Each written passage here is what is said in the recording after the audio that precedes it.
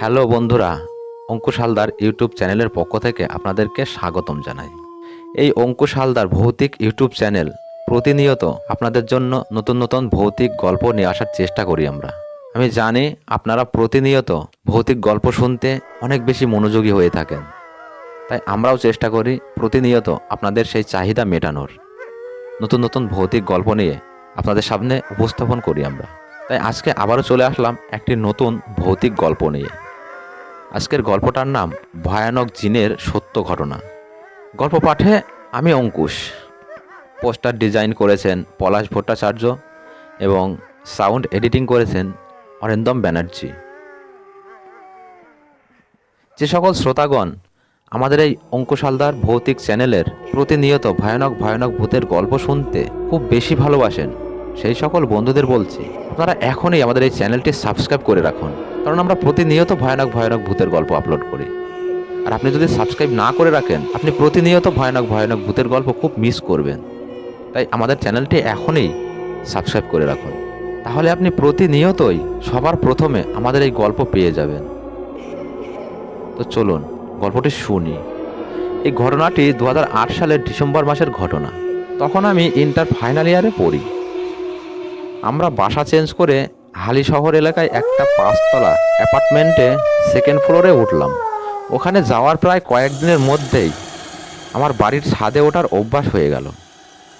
ছাদে অন্য ফ্ল্যাটের লোকজনও উঠত। একদিন বিকেলে হঠাৎ করেই একটা মেয়ের সাথে পরিচয় হলো। মেয়েটির নাম বলল ইনসা। মেয়েটি আমাকে জানালো ইনসা নামের অর্থ হচ্ছে সৃষ্টি।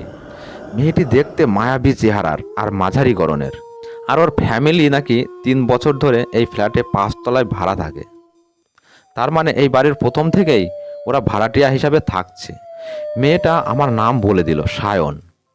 আমি অবাক হয়ে জিজ্ঞেস করলাম, তুমি আমার নাম কিভাবে জানলে? আমরা তো এখানে নতুন এসেছি। সে আমাকে বলল আমাকে সে প্রথম দিনেই দেখেছে, আর আমার 6 বছরের ছোট্ট ভাইটার কাছ থেকে আমার নাম জেনে নিয়েছে। এই বলে সে হাসতে শুরু করলো। ওই দিন বিকাল থেকে সন্ধে পর্যন্ত তার সাথে আমার কথা হলো। এইভাবে প্রতিদিন ছাদের একটা জায়গায় আমরা কথা বলতাম। একদিন মেয়েটা আমার কাছ থেকে আমার ফোন নাম্বার নিল আর আমাকে একটা গিফট দিল। গিফটটা অসম্ভব সুন্দর ছিল, আর সেটা ছিল মাটির কারুকাজ, দেখতে অনেকটা কলার মোচার মতো। এত সুন্দর একটা শোপিস পেয়ে আমার খুবই খুশি লাগলো। ইনসা আমাকে বলল এটা খুব যত্ন করে রেখে দিতে আর বাসার কাউকে না জানাতে। আমি কাউকে না জানিয়ে সেটাকে আমার রুমের ওয়ার্ড্রপে রেখে দিলাম। কিন্তু এরপর থেকেই সব ঝামেলা শুরু হলো। একসময় আমি মেয়েটির সাথে খুব ঘনিষ্ঠ হতে থাকলাম এবং আমি প্রায় সারা রাতেই মেয়েটির সাথে ফোনে কথা বলতে থাকি। এমন একটা সময় আসলো যখন আমি মেয়েটির সাথে এক মুহূর্ত কথা না বলে থাকতে পারতাম না। মাঝে মাঝে আমরা রাত 2টা-3টা পর্যন্ত কথা বলতাম, আর কথা বলতে বলতে একসময় আমরা ছাদে চলে যেতাম দেখা করার জন্য। কিন্তু আমি কখনো ভাবতাম না যে ও কিভাবে ছাদে আসতো। এইভাবে প্রায় 1 মাস চলে গেল। হঠাৎ একদিন আমার ছোট ভাই কাঁদতে কাঁদতে আমার কাছে আসলো আর কি জানি বলতে চাইলো। আমি জিজ্ঞেস করলাম, কিন্তু ও কিছুই বলতে পারলো না। আমি আমার রুমে গিয়ে দেখলাম কেমন যেন একটা আশ্চর্য গন্ধ ছড়িয়ে আছে। গন্ধটা আমার খুব পরিচিত মনে হলো, কিন্তু মনে করতে পারছিলাম না। গন্ধটা খুব হালকা, কিন্তু অনেক দূর চলে যাওয়ার মতো একটা গন্ধ। এরপর ঘরের কোনায় তাকিয়ে দেখলাম যে সুন্দর শোপিসটা ছিল সেটা ভেঙে পড়ে আছে। আর আমি একটা ভয়ঙ্কর বিষয় লক্ষ্য করলাম। আর মাটির সেই শোপিসটার ভেতরের গায়ে খুব সূক্ষ্মভাবে ছোট্ট করে কিছু লেখা আর কিছু প্রতীক খোদাই করা ছিল। আমি আমার মাকে গিফটের লেখা ও প্রতীকগুলির কথা খুলে বললাম, আর কে দিয়েছে সেটাও বললাম। মা অবাক হলেন আর রাগ করলেন আমার উপর। তিনি সেগুলো দেখতে চাইলেন আর সব দেখে সব কিছু বুঝতে পারলেন। ওইদিকে ইনসাও আজকে ফোন ধরছিল না। আমি ছাদে উঠে ইনসাকে ফোন দিলাম, কিন্তু খুব আশ্চর্যজনকভাবে এই প্রথম ওই নাম্বারটা বন্ধ পেলাম।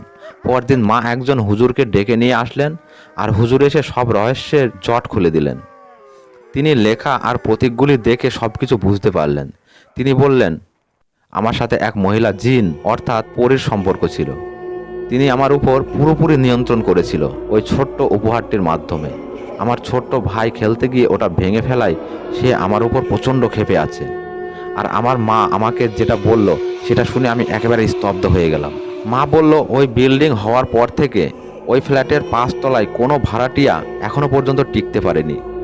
তাই ওটা এখন খালি পড়ে থাকে। আমি বিশ্বাস করতে পারিনি। আমি দৌড় দিয়ে 5 তলায় উঠে যাই, আর সেখানে গিয়ে দেখি এই প্রথমবারের মতো গেটে তালা ঝুলছে। তাহলে কি আমি এতদিন ওটা দেখতে পাইনি? আমি এতদিন কিসের ঘোরের মধ্যে ছিলাম? আমি তো কিছুই বুঝতে পারছি না। আমার ভাই এই যাত্রায় বেঁচে গেল। তারপর আমি আর কোনো দিন ওই নাম্বার খোলা পাইনি। পরে আমি কাস্টমার কেয়ারে যাই এবং অনেক চেষ্টা করে জানতে পারি যে এই নাম্বার আসলে কোনো ইউজার নেই। আজকের গল্পটা এই পর্যন্তই। বন্ধুরা, গল্পটা কেমন লাগলো আমাদের কমেন্ট করে জানাবেন। গল্পটা যদি আপনাদের এতটুকু ভালো লেগে থাকে তাহলে গল্পটি শেয়ার করে বন্ধুদের একটু শোনার সুযোগ করে দেবেন। নমস্কার।